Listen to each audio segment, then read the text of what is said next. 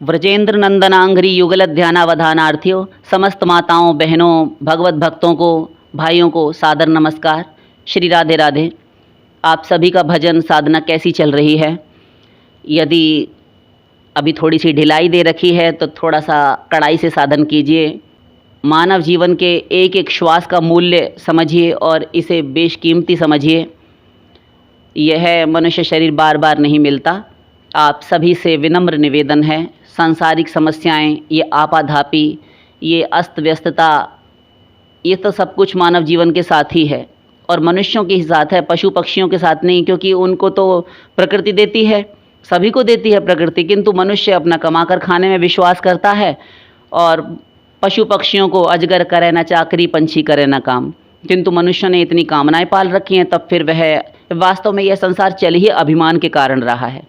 अभिमान नाम का एक तत्व है जो इस संसार को क्रियमाण रखे हुए है, इसे क्रियाशील रखे हुए, जिस कारण ये सड़कों पर भीड़ दौड़ रही है गाड़ियों की।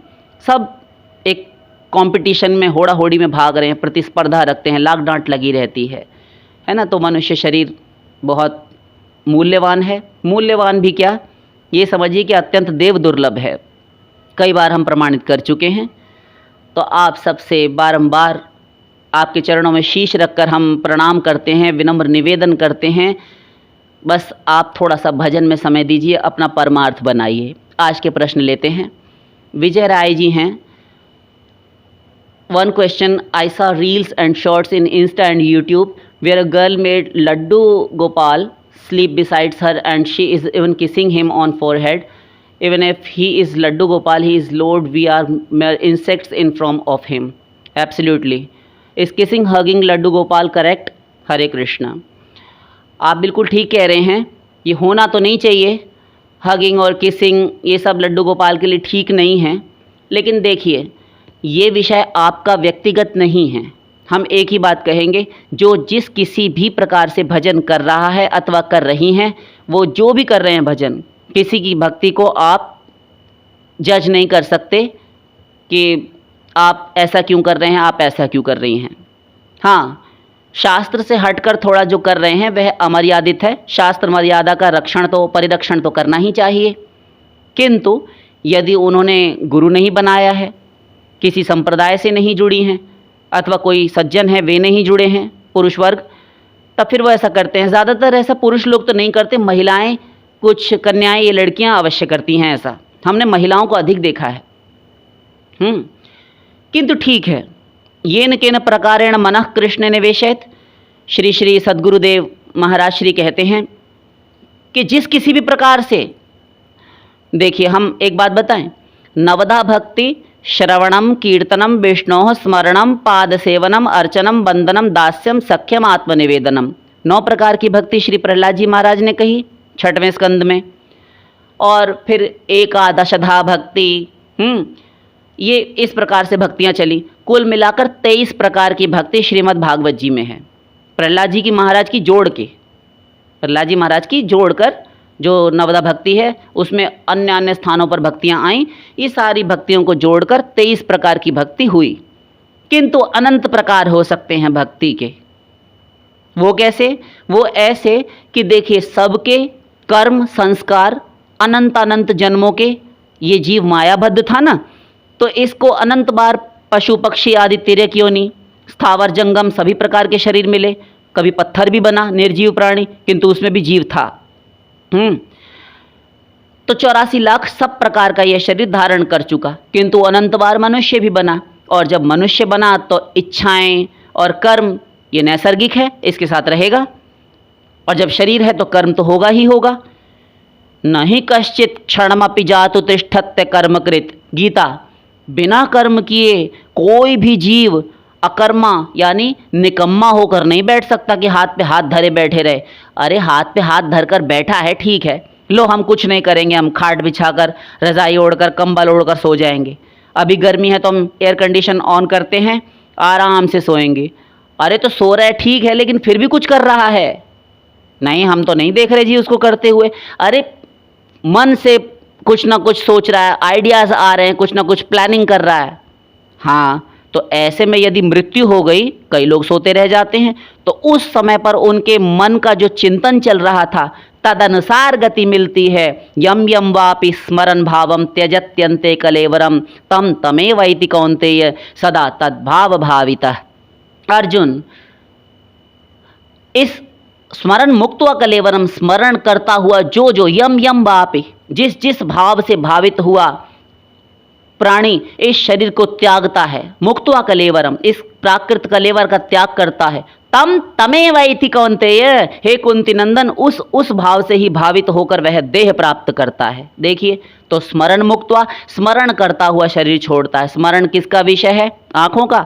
आंखें स्मरण नहीं कर सकती, कानों से स्मरण नहीं किया जा सकता, त्वचा से, इस स्किन से, चमड़े से आप नहीं स्मरण कर सकते, हाथ पैरों से नहीं कर सकते, रसना से नहीं कर सकते, नाक से भी नहीं श्रवण कर सकते, स्मरण नहीं कर सकते। तब फिर मन से स्मरण होता है। तो मन से चिंतन हुआ ना, तो जो सोचा जड़ भरत जी ने, मृग बन गए, बस अंतमतः सगतः यो यथा कर्म कुरुते तदभि संपद्यते। बृहदारण्यकोपनिषद, जैसा कर्म करता है वह वैसा ही बन जाता है। तो सारा दारोमदार आपके मन के चिंतन पर है। मृत्यु समय आपका मन क्या सोच रहा था, बस। हाँ, तो यथा कर्म यथा रुचि, जैसे जैसे कर्म, जैसी जैसी रुचियां, उनके इंटरेस्ट थे हर जन्म के, वैसे वैसे संस्कार इस वर्तमान जन्म में उनके अंतःकरण, उनके अंतरात्मा पर पड़े हुए हैं। उनकी छाप है जो कि अमिट छाप है, तो उसके अनुसार उनके संस्कार होते हैं भगवत तत्व को लेकर। यही कारण है कि कोई शांत भाव का उपासक होता है, कोई दास्य भाव से उपासना प्रभु की करता है, कोई सख्य से करता है, तो कोई वात्सल्य पुत्र भाव से करता है, भगवान में अपना लाला मानकर करता है, कोई कांता रति से करता है तो कांता भाव में, कोई डायरेक्ट उनकी पत्नी बनकर चाहता है श्री कृष्ण को कि वे हमारे पति बने, और कोई परकीय रति करता है, समर्था रति वाला करता है, प्रेम गोपियों वाला। तो कोई कोई ऐसे भी भक्त हैं, आप सब जानते ही होंगे, आप ही में से होंगे, आप तो प्रतिदिन के नित्य सत्संगी हैं। आप में से ही कई माताओं, बहनों, भाइयों ने प्रश्न किए हैं, मैं श्री कृष्ण को, मैं राधा रानी को अपनी दीदी मानती हूँ, मैं श्री कृष्ण को अपना भाई बंद मानता हूँ, मैं श्री कृष्ण को अपना पिता मानता हूँ, मैं राधा रानी को अपनी माता मानती हूँ। ऐसा हुआ ना? हाँ हाँ, हुआ था। तो बस वही है, सबके संस्कार अलग अलग हैं। आप ये किसी को नहीं कह सकते कि क्यों जी 5 भाव वैष्णवाचार्य ने दिए, तुमने उनको अपनी दीदी इत्यादि कैसे माना। एक अभी कुछ दिन पहले एक बहन प्रश्न कर रही थी कि मेरा भाव उनके प्रति बहू वाला बन रहा है। संभव है कि वंदना दीक्षित जी ने प्रश्न किया हुआ है। वंदना जी, आपका उत्तर तैयार है, शीघ्र ही मिलेगा, क्षमा प्रार्थी हैं, क्षमा कर दीजिएगा। तो इस प्रकार से जिसका जैसा भाव हो, यद्यद्धियात उरुगाय विभावयन्ति तत्तद्वपुः प्रणयसे सदनुग्रहाय। जैसे जैसे भाव हृदय में, बुद्धि में आते जाते हैं, प्रभु के प्रति चिंतन करता है साधक साधना अवस्था में, वैसा वैसा प्रभु रूप लेते जाते हैं, और जब उसी रूप में तदाकार हो जाता है तो प्रभु उसी रूप में मिलते हैं। हमने भगवत प्राप्ति से संबंधित एक प्रश्न में कहा हुआ है कि यदि नाक भगवान पीछे लगाकर आवे, हम चाहें तो भगवान वैसे ही दर्शन देंगे। ये ठीक है कि बाद में सही हो जाएंगे, सब कुछ फिक्स कर लेंगे, लेकिन पहले ऐसा ही होगा, क्योंकि साधक की रुचि के अनुसार नियम है, राम सदा सेवक रुचि राखी।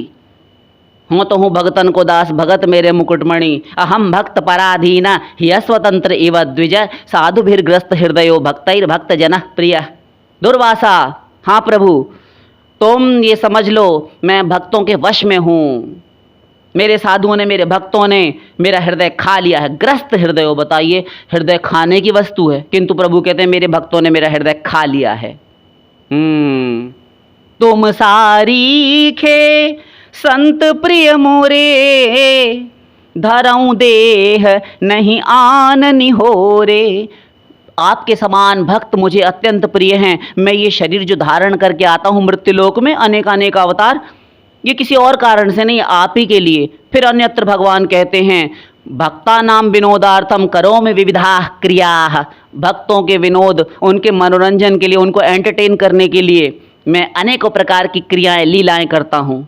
लीजिए, कितने सारे प्रमाण दिए और कितने प्रमाण चाहिए।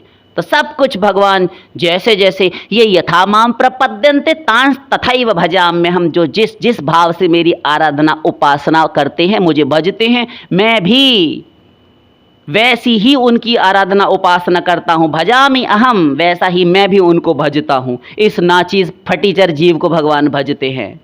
ये अकारण करुणा वरुणा लेता है प्रभु की। बताइए, हरि गुरु को उतना प्रेम हमसे करना पड़ेगा, उनमें इतनी शक्ति नहीं है सर्वसमर्थ होकर भी कि वे हम जितना उनसे प्रेम करें वे ना करें। ये ठीक है कि भीतर ही भीतर हमसे अधिक भी करते हैं, क्योंकि हम तो उनके समान कक्षा में नहीं है ना, तो उनका नापने का तरीका अलग है, उनकी नापने की गज अलग है। किंतु जितना हम करते हैं उतना तो हमको दिखने को मिल जाएगा, हम प्रत्यक्ष देख सकते हैं, अनुभव में आएगा। हाँ, तो सब जगह से प्रमाणित हो गया, क्या संदेह बचा? तो प्रभु भक्तों के लिए चलते हैं। आपका प्रश्न है कि वो ऐसा ऐसा करती हैं, किसिंग करती हैं, हगिंग करती हैं, करने दीजिए। आपका क्या ले रही हैं? आपका तो कुछ नहीं बिगड़ रहा ना। आपको अच्छा नहीं लगता, आप नेत्र बंद कीजिए। हम ताना नहीं मार रहे आपको, अन्यथा मत लीजिएगा। जिन जिनको किसी की भक्ति करने का तरीका पसंद नहीं, वे अपने नेत्र बंद कर लीजिए, सारे के सारे सब कर लें और अपने प्रभु का चिंतन करें। अपने भाव के अनुसार श्री राधा रमण लाल में, अपने राधा गोविंद में, अपने श्री सीताराम जी में मन लगाएं। गुण दोष मत देखिए, यदि गुण दोष देखे तब गड़बड़ हो जाएगी, राग द्वेष होगा, और राग द्वेष हुआ तो भगवान के प्रति प्रेम समाप्त हो जाएगा। राग हो अथवा द्वेष हुआ हो, दोनों का फल संसार में एक, क्योंकि राग द्वेष करने वाला उसका कारण जो है मन है, और यदि किसी से प्यार से या खार से आपने किसी में भी मन लगाया तो एक ही मन है, वह प्रियालाल में, उनके चरणों में, उनकी उपासना आराधना में तल्लीन नहीं हो पाएगा। इसलिए एक मन से यदि आप किसी में गुण देख रहे हैं, किसी का दोष चिंतन कर रहे हैं, दोष दर्शन कर रहे हैं, किसी की निंदा चुगली बुराई कर रहे हैं, तब फिर आपकी साधना 0/100 हो जाएगी। राख में आप साकल्य हो में जाइए, स्वाहा स्वाहा किए जाइए, हवन का कोई फल नहीं। तो परदोष देखना, परदोष देना, दूसरों को दोष लगाना, ये अपने सदोष होने का पक्का प्रमाण है। एक अंगुली तर्जनी मुद्रा आपने दूसरे को दिखाई कि तू तो ऐसी, तू तो ऐसा, तो 3 अपनी और संकेत अपनी ही उंगलियां कर रही होती हैं, पहले देख लेना चाहिए। आसमान को, आकाश को, सूर्य को, चंद्र को जो थूकता है उसके अपने ही मुंह पर आकर पड़ता है। नहीं करना चाहिए। अरे जिस किसी भी प्रकार से करे, कर तो प्रभु को ही रहा है ना। तुलसी अपने राम ही रीझ भजो के खीज, जो खेतन में जामी है उल्टो सीधो बीज। किसी भी प्रकार से खेत में छींट दिया जाए, बीज अंकुरित होगा, आर्द्रता पाकर ऐसा वातावरण, एटमॉस्फेयर उसे मिलेगा, जब वह फट जाएगा उसका शैल, ऊपरी जो खोल है, और उसमें से प्रस्फुटित होकर पुष्पित, पल्लवित, अंकुरित होगा, सब कुछ होगा। उसमें समयानुसार फल फूल भी आएंगे। और फिर वह तो बीज नखरे भी खाता है, कई बार नहीं होता, पड़ा पड़ा सड़ जाता है मिट्टी में ही, है ना। किंतु भजन करे पाताल में प्रकट होए आकाश, दाबी दूबी नहीं दबे कस्तूरी की बास। भजन किसी ने जिस किसी भी प्रकार से किया उसका कल्याण ही करता है वह। इसलिए किसी की भक्ति की निंदा नहीं करनी चाहिए। हमने अभी बताया अनंत प्रकार की भक्ति हो सकती है। भागवत फिर बोली, भागवत जी को भी गुस्सा आ गया। How dare you say that, आपने कहा कैसे? तस्मात् केनाप्युपायेन मनः कृष्ण निवेशयेत्, इसलिए जिस किसी भी प्रकार से मन को श्री कृष्ण में लगाओ।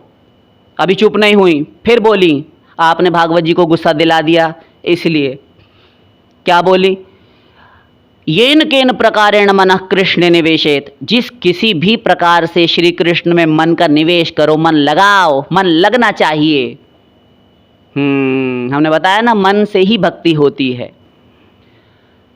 तो वे हगिंग करें, वे किसिंग करें, अपने बगल ही में सुवाएं, उनको कुछ भी करें, छाती पे चढ़ा के लाड़ लड़ाते रहें अपने लाला को। वे अपने लाला को लाड़ लड़ा रहे हैं, आपको जैसा सुभीता होता आप ऐसा कीजिए। क्यों देखें दूसरे के दोष, अपनी भक्ति का सत्यानाश करें, साधना का बंटा ढार करें, ये नहीं करना चाहिए। जो जैसे भगवान को भज रहा है, भज रही हैं, भज तो रहे हैं ना, बस इतना चले हैं, आगे भी कभी चलेंगे, भगवान अपने आप उनके लिए गुरु भेजेंगे, उनको सद्बुद्धि दिला देंगे। और यदि वे बुद्धि का सही सही प्रयोग करेंगे, यदि प्रज्ञा अपराध नहीं करेंगे, यदि नाम अपराध, संत अपराध, गुरु अपराध नहीं करेंगे, महत अपराध नहीं करेंगे, गुरु ने जो कह दिया एक बात में मान लेंगे, हाँ गुरु जी, तुम ये क्या इसको हगिंग करती रहती हो, किस करती हो, ये श्री प्रतिमा है, ये नहीं करना चाहिए श्री विग्रह को। तो फिर गुरु जी क्या करें, हम तो शुरू से करती थी, मैं भी शुरू से करता था। नहीं नहीं, गधे हो तुम दोनों। तो फिर क्या करना चाहिए? अरे तुम्हें वैधि भक्ति का पालन करना होगा। पहले सुबह अर्ली मॉर्निंग उठो, अपने नित्य नियम करो, निवृत्त होकर स्नान आदि से, और भगवान की मंगला करो, भगवान को कुछ ऑफर करो, भोग, ये सब कर आके तब भगवान का नया स्नान श्रृंगार, हार श्रृंगार करो, आरती करो, उसके बाद उनको फिर भोग लगाओ, अष्टयामी सेवा करो उनकी। ये करते करते करते करते नाम जब सत्संग आदि में मन लगाते लगाते जब रागानुगा भक्ति में प्रवेश होता है, तब ये क्षम्य होता है। आपके प्रश्न पर आ गए कि ये गलत है वैसे जो कर रही हैं अथवा कर रहे हैं। पहले हमने प्रमाणित कर दिया, जो जैसे कर रहा है करता रहे, किंतु जब गुरु से हम जुड़ते हैं, वे निगुरे होते हैं जो ऐसा करते हैं। जिन्होंने गुरु धारण नहीं किए वे मनमानी करेंगे। किंतु हमने आपको इसलिए कहा, आप अपराध मत कमाइए, आप दोष मत ढूंढिए किसी में, क्योंकि आप देखेंगे आप जो बड़ी मेहनत से थोड़ा सा यत्किंचित मन लगता है, थोड़ी सी भावना बन पाती है, कुछ तो यत्किंचित भजन हो पाता है, और कुसंग कर बैठेंगे तो दोष हो जाएगा कहीं ना कहीं। तो आपके रक्षण के लिए हम कह रहे हैं, तो उस समय को भी आप भजन में ही लगा दीजिए। देखिए ही मत, ये सोचिए कि है ही नहीं कहीं मेरे प्रभु के सिवा कुछ, तब दोष नहीं होगा, दोष दर्शन नहीं होगा, अपराध नहीं होगा। वैसे ये निश्चित रूप से जो आपने कहा आपको बुरी लगने वाली बात है, ये बिल्कुल सही है, ये नहीं होना चाहिए, क्योंकि ये वैधि भक्ति में नियम नहीं है। पहले वैधि भक्ति का पालन करते करते जब कभी किसी समय में, किसी जन्म में यदि हो गया तो हो गया, कभी तो इसी जन्म में हो जाता है, वैधि भक्ति का अतिक्रमण कर जाता है। शुद्ध कृष्ण भक्त तो शब्द ब्रह्म की परिधि, उसकी सीमा रेखा का भी, उसकी मर्यादा का भी उल्लंघन कर जाते हैं, ओमकार प्रणव का भी उल्लंघन कर जाते हैं। तो रागानुगा मार्ग में प्रवेश मिलता है वैधि भक्ति का पालन करते हुए, शास्त्रों के अनुसार, शास्त्रों के विधि नियमों का पालन करते हुए जो भयपूर्वक भक्ति होती है, उनकी शास्त्र मर्यादा का रक्षण करते हुए जो प्रभु की भक्ति है, और सदाचार आदि का पालन भी आप कर रहे हैं, कर्तव्य कर्म का, और साथ साथ प्रभु भक्ति भी है, तब फिर उसको वैधि भक्ति कहते हैं। विधि पूर्वक की जाए, और जिस किसी भी प्रकार से हमारे ठाकुर जी हैं इस प्रकार से यदि, लेकिन इसे रागानुगा कहते हैं, किंतु ये रागानुगा में प्रवेश तब मिलेगा जब पहले वैधि भक्ति से होकर आएगा। दूसरी बात, रागानुगा में डायरेक्ट प्रवेश कब मिलता है, किनका? यदि किन्हीं को आपने देखा हो कि सीधा सीधा रागानुगा के ही पथिक रहे ये, तो वे रागानुगा में उन भक्तों की पहुंच होती है, या तो किसी रसिक संत की कृपा हो जाए, तब उसको वैधि भक्ति की आवश्यकता नहीं, सीधे सीधे डायरेक्ट जा सकता है रागानुगा की कक्षा में। रेयर है लेकिन होता है, हुआ है, आगे भी हो सकता है। और एक पूर्व जन्मों में श्री कृष्ण की वैधि भक्ति बहुत की है, बहुत एकादशी व्रत किए हैं, है ना, भक्ति के 64 अंगों का उसने पूरा नियम पालन सेवन किया है। करते करते उसमें उसी जन्म में रागानुगा में रुचि हो गई, और करते करते भगवान से कोई भाव स्थापित उसने कर लिया, सख्य दास्य वात्सल्य माधुर्य आदि, उसके अनुसार चलता रहा, और शरीर अकस्मात छिन गया, साधना पूर्ण नहीं हो पाई। तब फिर वह रागानुगा भक्ति का ही पथिक होकर, वैसा ही योग भ्रष्ट होकर जन्म लेता है। इसीलिए उसकी रुचि वैसी ही रहती है, उसके लक्षण, उसके संस्कार सारे रागानुगा वाले होते हैं। और ये तथाकथित लोग जो बिना गुरु के बैठे हैं निगुरे, ना किसी संप्रदाय से जुड़े हैं, ना दीक्षा ली है, उनको देखकर फॉलो करना शुरू हो जाते हैं। अरे भैया, वो पहले परीक्षा देकर सारी कक्षाएं पार कर कर के आया, तब उसने ग्रेजुएशन की है, और आप सोचते हैं कि अभी हम केजी में पढ़ रहे हैं, नर्सरी में हैं, एलकेजी में हैं, और वहीं से सीधे हम टाप कर और लांग कर छलांग मार के पहुंच जाएं। ऐसे कैसे होगा? अपराध कमा बैठेंगे आप। तो ये नहीं होना चाहिए। मूर्ति के प्रति बहुत सारे नियम हैं, ध्यान दीजिए, कई बार बता चुके हैं, आखिरी बार और बता रहे हैं। लादिनी, संधिनी और संबित, है ना, लादिनी, संधिनी, संबित, त्वय्ये का गुण संश्रये विष्णु पुराण विष्णु शक्ति परा प्रोक्ता क्षेत्रज्ञाख्या तथा परा अविद्या कर्म संज्ञान्य तृतीया शक्ति ऋष्यते। विष्णु पुराण। फिर कहा कृष्णेर अनंत शक्ति ताते तीन प्रधान चित शक्ति माया शक्ति जीव शक्ति नाम अंतरंगा बहिरंगा तटस्था कही जा रे अंतरंगा स्वरूप शक्ति सवार ऊपरे। चैतन्य चरितामृत मध्य लीला। ये अंतरंगा बहिरंगा तटस्था लादिनी संधिनी संबित ये तीन शक्तियां हैं भगवान की। तो ये तीनों शक्तियों के अंडर में वशवर्ती ही हैं भगवान श्री कृष्ण की। जो अनंत शक्तियां हैं वे इन तीनों ही शक्तियों के अंडर में हैं। कौन कौन सी? लादिनी संधिनी और संबित। इच्छा शक्ति क्रिया शक्ति ज्ञान शक्ति।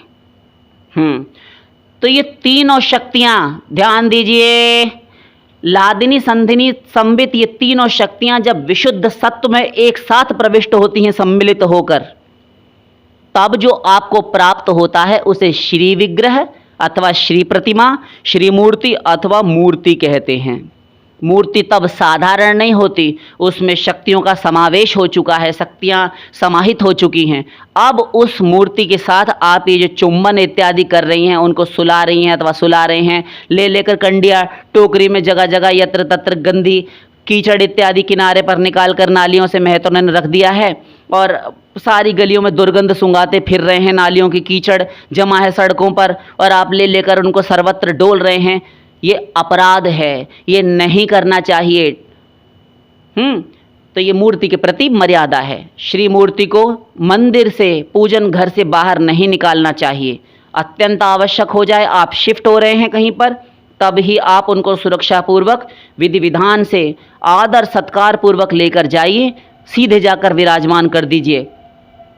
किंतु ये नहीं है कि जब मर्जी हो तभी लेकर उनको कंडिया में रखा टोकरी में और लेकर चल दिए सैर सपाटे के लिए। हैं, झाड़ झोंपड़ा डोल रहे हैं, उनको भी घुमाते फिर रहे हैं मोहल्ले गली कूचों में और साथ घाट का पानी पिला रहे हैं उनको। ये नहीं होना चाहिए, अपराध है, ये बंद करना चाहिए इसे। तो यही है। किंतु आप अपना ध्यान दीजिए, आप अपनी भक्ति कीजिए। जो भी इस प्रकार लोग कर रहे हैं उनको करने दीजिए, क्योंकि वे मानेंगे नहीं, निगुरे हैं वे। उनको कोई गुरु समझाने वाला नहीं मिला, किसी गुरु से जुड़े नहीं हैं अथवा किसी से दीक्षित नहीं हैं। यदि गुरु मिले होते, सही गुरु के शिष्य होते, उनके आनुगत्य में रहकर उपासना साधना, संसार का स्वरूप जाना होता, अपना स्वरूप समझा होता, माया जीव ब्रह्म का ज्ञान, तत्व ज्ञान अर्जित किया होता, हम क्या हैं, कौन हैं, कहाँ से आए हैं, क्या चाहते हैं, जो चाहते हैं वह कहाँ है, कैसे मिलेगा, ये सारे प्रश्नों का यदि उत्तर उन्हें मिला होता, तब फिर वे ऐसी गलती ना करते, गुरु के आनुगत्य में भक्ति करते और ये विधि निषेध का ध्यान रखते कि क्या स्वीकृति है, क्या वर्जनाएं हैं, क्या विधि है, क्या निषेध है, क्या करना चाहिए, क्या नहीं करना चाहिए। उनको पता ही नहीं है और वे सुनेंगे भी, बाकी किन्हीं संतों को सुनते भी हैं। हम भी कहेंगे तो बहुत, अगर क्या करते होंगे ऐसा और सुन रहे होंगे तो उनको बुरा लग रहा होगा, बुरा लग रहा होगा। इतने सारे प्रमाण देने के उपरांत भी वे बाज नहीं आएंगे, वे नहीं मानेंगे। तो नहीं मानेंगे तो फिर उनका तो कोई उपाय उपचार है ही नहीं। उनका उपचार केवल समय के हाथ में है। समय अच्छे को सुधार देता है। हम और आप कौन लगे हैं सुधारने के लिए? तो आपके प्रश्न का उत्तर दे दिया हमने। जो जैसा कर रहा है करने दीजिए। तेरे भाव है तू करे, भलो बुरो संसार, नारायण तू बैठ के अपनो भवन बुहार। दूसरे के घर में कितनी ही गंदगी पड़ी है, पड़ी रहने दो। अपना द्वार बंद करो, मेन गेट बंद करो, अपना घर बैठ के साफ सफाई करो और ठाठ से बैठो अपने कमरे में। दूसरे की देखने की ताक झांक की आवश्यकता क्या है? भक्ति मार्ग में ये नियम है। आशा करते हैं आप समझ गए होंगे। शेष फिर